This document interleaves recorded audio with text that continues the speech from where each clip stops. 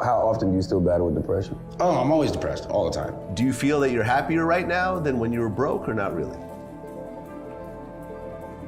Sometimes. I think it's important for us to have conversations about, open conversations about mental health. As the show got more successful, I got more depressed. But I have depression. I didn't understand fully what was happening to me or what was going on. We've all experienced great loneliness at times.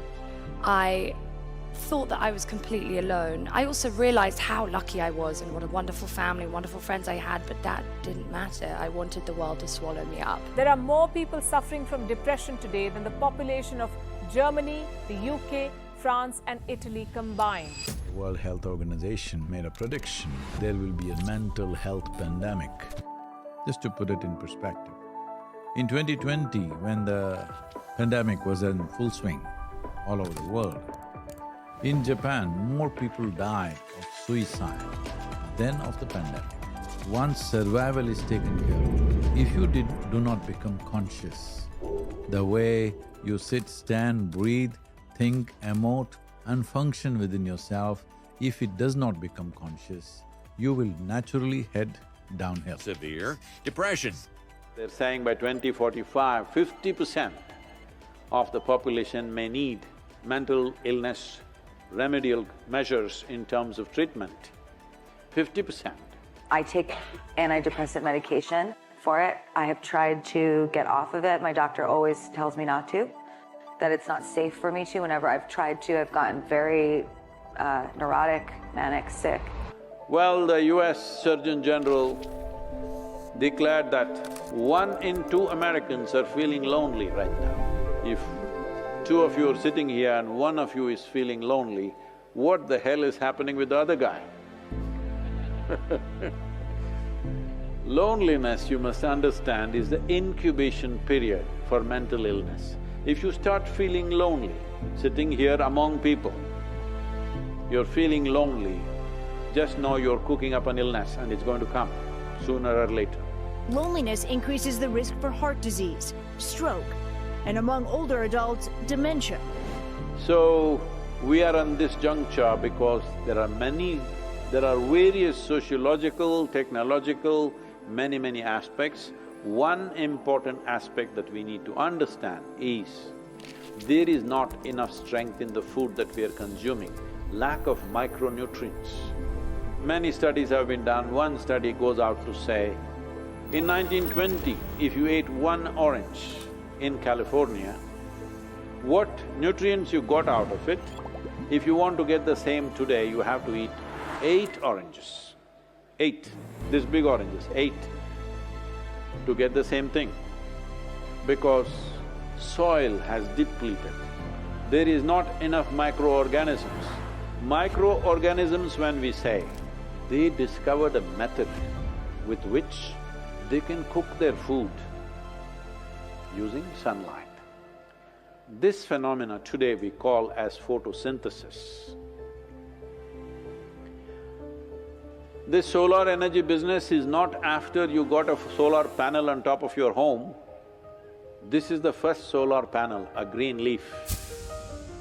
And from that, every other life, including you and me, that we are all a consequence of this tremendous phenomena called photosynthesis.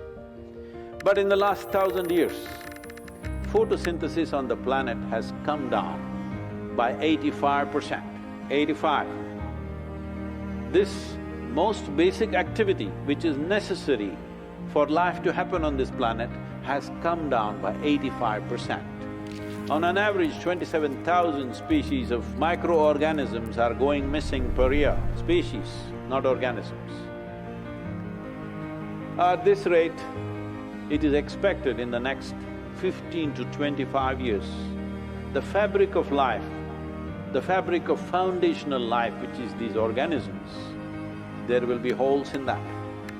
Once there are already holes are beginning to happen, when this happens, human software will start crumbling, which has begun to happen already.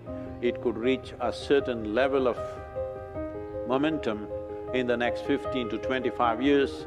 if we don't do the right about soil and put back life into it. Soil is not about agriculture, soil is about life process. Because the fundamental life process is there, the foundational life is there.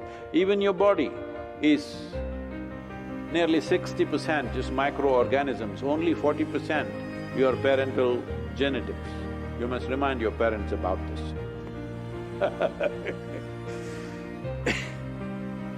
So, there are a few things that you need to do. One thing is, of course, we are striving to change the policy on the planet. Some moment has happened, at least the narrative is beginning to shift. Action is yet to come. Little bit of action is happening in a few countries. Every day, wherever you are, whatever you're doing, somewhere you type out save soil, say save soil somewhere in the social media. Please do this, because it's important to move the governments.